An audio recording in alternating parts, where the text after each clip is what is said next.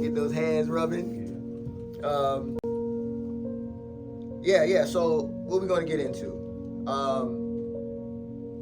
Let's see.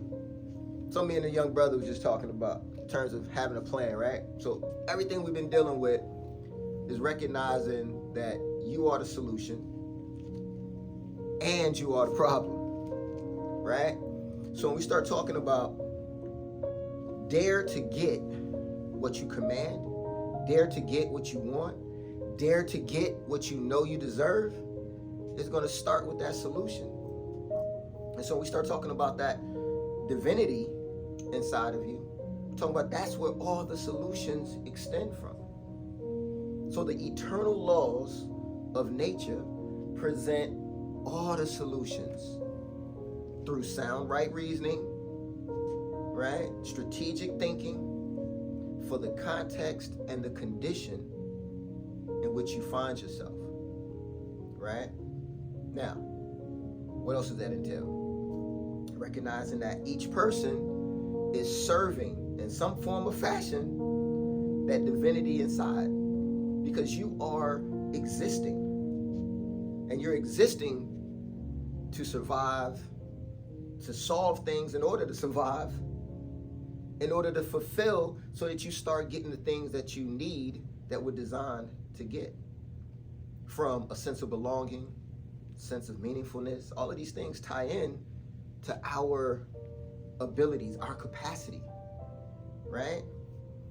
And so when we start looking at that connection and that link, that each person is attempting for mental, spiritual, physical, economic survival, right? You're going to have to make sure that you build out a process for that. And then in order to solve your problems, there's certain things that got you in a situation that lead you to needing to solve different things that's going to be presented to you, right? And that's part of our daily challenge, our daily struggle. And then as you live in this life, you're going to have to find a means to fulfill your needs. And each of us are unique. We might have the same general needs, but the way that they must be nurtured is going to be different, right? And so, who is this for, right? When we think about this, knowing that you're the solution, knowing that you're also the problem, what is the point of being able to dare to get what you want? Dare to get what you command. That means that you are someone who wants something. You want to be able to use yourself in a particular way to get things, to make things happen. And you're going to have to be consistent. You're going to have to be persistent.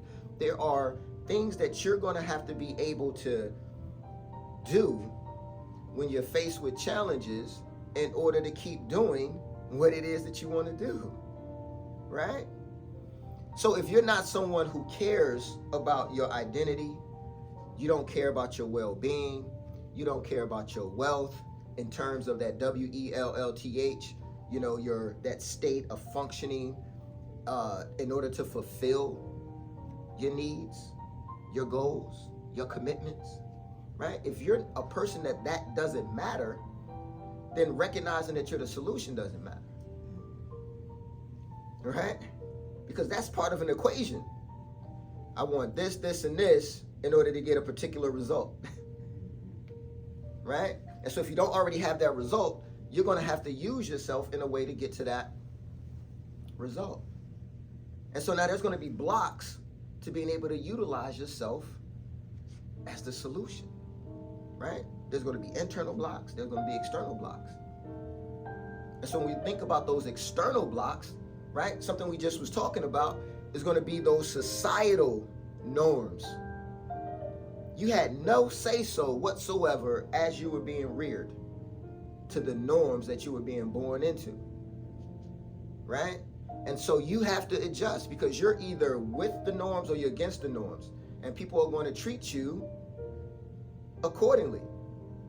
So when you're delinquent to whatever norms that were established, right? And so what happens when that delinquency, right, from other people's point of view, is going against your well-being,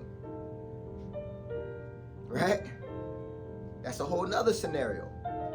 But we also have inside of the blocks to be in the solution, the blocks to tapping into your potential as being family, what we call family socialization, right? So family socialization from, a social science perspective is dealing with how you get reared, right? So people say slavery ended X amount of years ago, Jim Crow ended X amount of years ago, civil rights in this country ended so many years ago, right? And it act as if things change because politics change. But if I raise my children, if we go back 400 years, and I raise my children in the exact same manner that we did it while we were, in a state of not being able to move freely, dehumanization, things of that nature, if I'm still raising them according to those fears, according to those norms, then those children are still in that time frame. It doesn't matter if years pass if we're still interacting that same way. And so family socialization is part of those things that also create those external blocks to what you do because you've accepted it, right? So I grew up in the church with my grandmother and my parents, but I see things differently. That becomes a block, right? Because you recognize that there might be something else that you want to do, but now I can't necessarily do it because of how I've accepted that it's going to go against the norm of the family. So I might even deny certain truths to myself. And that first truth might be that I want to know something different. I want to know more. But it might be a culture or a tradition that says don't ask. And so because of those external blocks, it starts to impact the way that you even get to your solution, right? And so we have to keep all of these things in mind as we start to become our solution, as we start to act upon our purpose, as we develop our purpose, because those norms, those traditions that's been given to us is going to impact the way that we see we want to use ourselves, right? It's going to create a limitation or it's going to create an expansion to my thinking. But that's all going to be based upon those people, those caregivers who are initially part of your rearing. Because you're going through this whole process initially with a child's mind. Limited experiences in this world. And then you're starting to take on these pieces. And those are the things that tap into those internal problems, those internal obstacles and blocks to you being able to be the solution, right?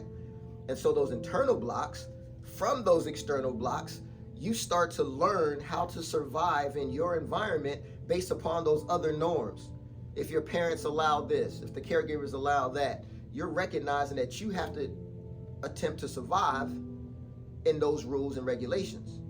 So you have the rules and regulations in your home, then all of a sudden you get to school, you get to preschool, everything is being bombarded to you in this young developmental stage when you have no experience with this world, nor any authority, right? You just have to respond. And that starts to build those other blocks, right? And this is where you start to get your rules of engagement, where you start to learn that, and we talked about this before, if you learn that, my parents aren't, or the people that's here with me, we're not going to use the term parents, but those who are, over me can't be trusted, right? They say they're going to feed me at one time, I wind up not eating 3 hours later, right? So in a child's mind, you fail to do what you said you're going to do in whatever form that is, and when it becomes consistent, it becomes part of their mindset, right? So their reflection to the world is adults say something, they don't follow through. That becomes their reality. Or it says, when I do something that I think is good, they tell me that, you can do better. Right? So every time I do that, now that beats on me that, why should I'm not going to present anything anymore. Because when I present stuff, now they're not having that kind of conversation. They're just recognizing that when I present it, I don't feel good. Right? And so now it tells me that I like what I just did, but I want to keep liking what I just did. I'm not going to share it with my parents or whomever those caregivers are. So now you start to learn that what you enjoy isn't going to be respected. And those will also become seeds of self-doubt. You see? So now that becomes blocks to becoming a solution, because the solution might require you to be able to speak up. And so now you won't speak up because you've learned all these things that's part of your subconscious, that's part of who and what you are, that you try to will yourself to have the courage. Then you get there, you might even, let's say you have the inability to have confidence in yourself to go get a job. So you might fill out all these applications, but you always find an excuse not to actually make it to the interview. Right? You'll tell yourself all kinds of things because you've learned how to navigate your own mind to work around what you know you need to do. Because at that point, you're the problem. Right? And so the blocks to us being a solution starts from birth. The external pieces and how we internalize it. Right? And so we have a lot to overcome. So everybody thinks that it's, when you look and you listen to people, they always say, hey, just do this. They try to just give you forceful thoughts, forceful thinking, not realizing you got a lot to unravel. You got a lot to unravel. So all you got to do is just fill out the application and show up.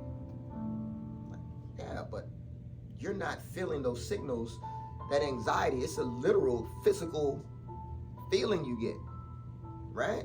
And that can happen in a lot of different areas, a lot of different arenas. Each person has their own personal thing because of how their perception, their rules of engagement, what they had to go through when the external stuff was being given to them, that became their own personal external blocks, and then those internal blocks. But now, what do we do with that? Right? There has to become some point when there's going to have to be a spiritual coup, right? There's going to be some point in time where revolution is going to come into my mind, right?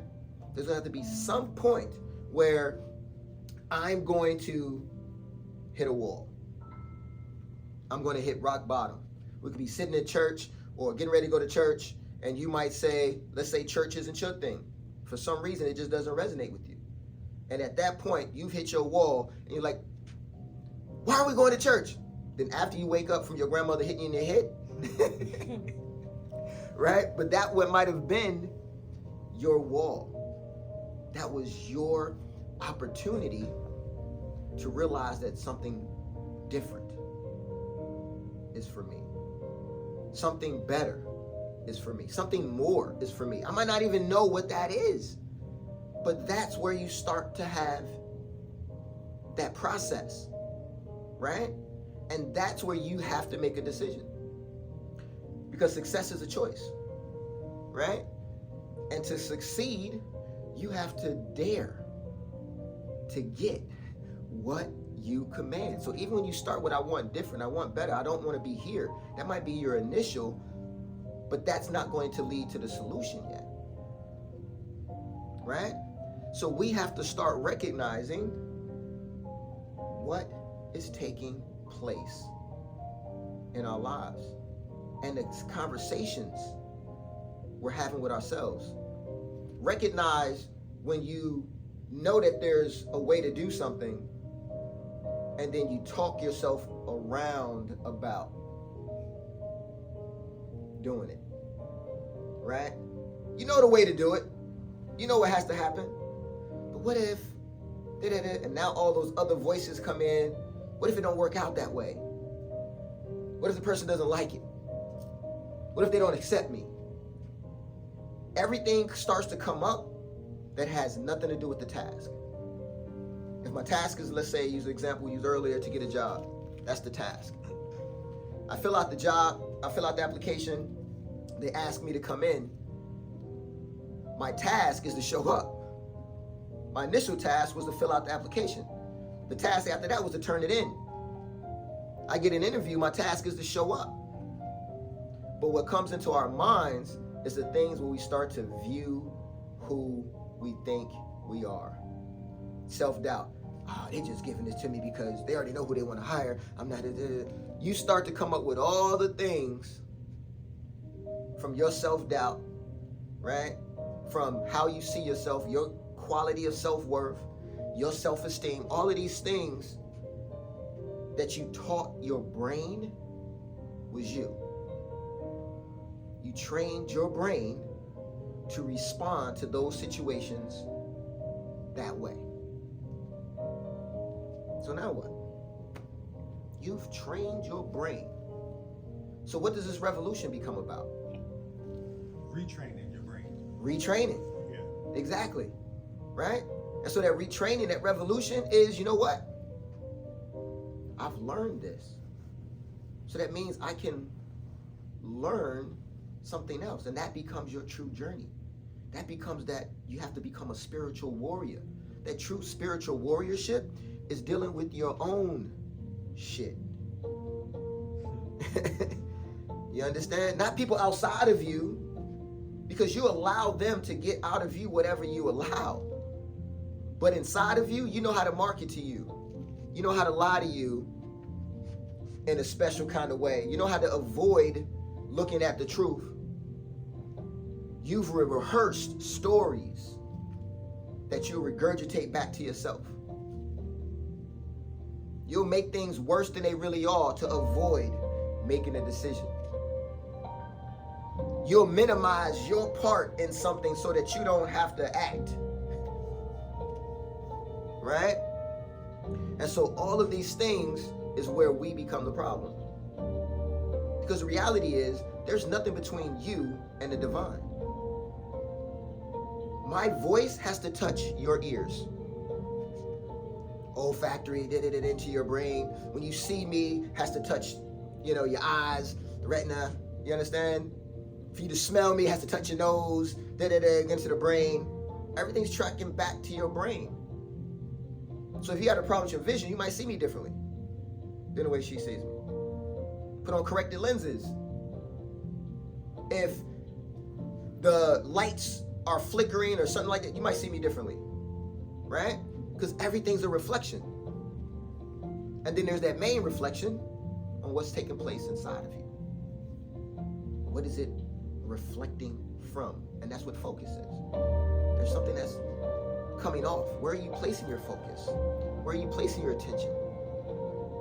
Where are you placing your concentration?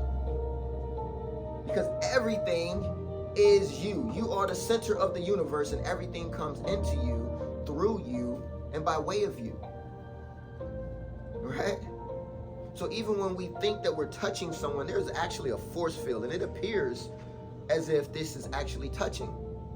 But if we look at it at a very microscopic level, it's not touching. It's a force field that is actually doing this. Right? We get into the physics of it. But you understand that it appears to be that way. Just like everything appears to be solid. Because our eyes correct all of that. Like we have a natural blind spot and our eyes correct it. So once you've learned all of these things, those internal blocks, those external blocks, those become also your blinders. They also become how you reflect whatever's taking place. Right? And then it starts to instigate the way that you respond. The way that you use self-rulership. Either in your best interest or against your best interest. Either in alignment with solution or something else. Right? So everything is about you. And it's not from a self-centered perspective. That's from a reality perspective. Everything is about you. So that goes right back to, what am I attempting to fulfill? Right? And even if you want to do everything for somebody else, that is you. That doesn't make you, we get caught up into these terminologies, oh, this person is selfless. No, that person's perspective on the world is that I should do more for someone else than myself. But that still is them saying that. That is still selfish, and that's what they want to do. Even though the object of their selfishness is to help. But it doesn't change that it's coming from them or they're being forced into it. And then would you still call that selfless? Right? So once we get outside of this terminology, outside of the things that's been presented to us, and we start to look out from the perspective that everything circles around us. Everything goes through you. My voice, what you hear, what you see, what you feel, all of that touch is coming back into that perception. And so in order for you to be the solution, in order for you to truly dare to get what you command, and being able to command it means I also need to know what it is that I want once I make this command. What am I fulfilling? What am I solving? And so if we've had to say to ourselves, I want better, there is something that you need to solve. If you said to yourself, I want more, there is something you need to fulfill. You understand? That becomes our process. That becomes our reality. And so we wind up externalizing, taking from the inner part of us to the outside. When you look at social media and all these other things, people wanting to present a certain vision of themselves. Even though we can recognize that these people, anxiety rates have not went down, right? Spiritual impoverishedness hasn't went down, right? People having voids. There's so much that has to take place in order for you to be the solution. But it stems from how you engage, build a relationship with that center being, with your divinity within, for it to become that divinity, right? That becomes our blessing, right? Have a seat. Yeah. You see, so as we get to that point of being able to have that spiritual cue, that spiritual coup, right? That mental coup, that revolution, we got to realize that we first have to recognize how we're engaging ourselves, those external blocks, those internal blocks, in order for us to start taking it to the next step. But the first step, you don't have to have it figured out. You have to recognize that I'm saying I want better. I want different. I want more. And then that's where that process of I'm the solution and I'm the problem, we start to take sides, right? Because awareness and acceptance is where all of this stuff comes into that pool, as we were saying. You either were taught and you've learned that your awareness might have been low self-worth, low self-esteem. I don't matter, right? And so, and I'll come back, some of this stuff, you guys just came in, I'm always, questions, we're gonna have questions. And so recognizing that revolution is gonna be, if I've learned to work against myself, then there's obviously a learning to work for myself, to do what is of personal empowerment, doing what is for personal empowerment, doing what is by way of personal empowerment behavior. You see? And those are going to be the things that's going to tap into what legacy actually is, and how our legacy informs our history. And then as we start to get to that process, then we start to create our destiny, right? So we've had one idea of what legacy is, right? But when you start getting to legacy, people keep going to something that's in line, but not the line. So people look at the legacy, my grandparents, my great-grandparents, and we go there. But everything keeps tracking back to what? What does everything keeps tracking back to? History. Well, history is still part of those grandparents. History is what takes place through our movement. Through our performance creates history. So what's at the root The source, right? So the true legacy is talking about the present. The only aspect of you that's always in now, that doesn't actually move, that is actually still, is that divinity inside of you. That's the root of all things. You understand? That's the true legacy. If you break down what that word comes from, and you deal with what it's even defined as, and then just dealing with common sense, that a physical thing can't be the source of a non-physical thing, right? And so as we start to tapping into that legacy, as we were talking about being a solution, being able to dare to get what you command, dare to get what you want, dare to get what you know you deserve, it starts with your potential, your capacity. Our history can limit how we're able to tap into the source, because our history is from, you get the sun, things moving, that's where your history starts to come in. But that potential, your capacity, right? Going back to that awareness, whatever level of awareness you may have is also going to show how you engage that potential. Some people only think that there's so much to them. So as we talked about family socialization, we talked about how we get reared and those initial societal norms, and we're either with them or against them, and people give us terms like delinquent.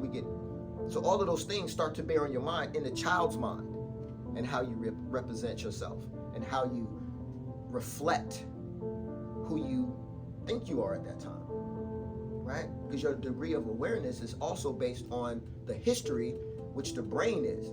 Certain points in your life, certain things happen, regardless of what you do, unless you're, malnutrition, and then it might slow down the process. But when people hit certain ages, certain things automatically happen. You start to see things certain way, right? So that's the physical process of us. But the mental part of us is beyond just the instinctual actions. So that potential is where we start to get into talking about legacy. Everything comes out of that source of you, right? And so now, in order to get to that history becomes also what exposes us to our own obstacles. Because each person had their history, their personal history, right? So as we talked about earlier, however you were reared created your rules of engagement. It influenced your perception. Now recognize that the people who are rearing you also went through that process. So whatever norms that they've also accepted are going to be influential, because all we can do is what we know. So a person isn't going to teach you something that isn't in their mind. You're going to speak from who you are and how you are. That's your levels of engagement. That's how we interact as human beings. So getting to that solution, recognizing that learning is now, how do I rule myself, is where I start to look at what can I do. And that's where you start to tap into your potential. That's how we start to move forward as this being inside of the solution, right? And so before I move further into that, questions on that. Let me make sure that resonates. Something didn't make sense, from the whole perspective of being a solution, how those external obstacles and blocks put you in a situation mentally, spiritually, that you may be in, and how those internal blocks also creates those rules of engagement, and how those, as we discussed earlier, how those impact your decision making.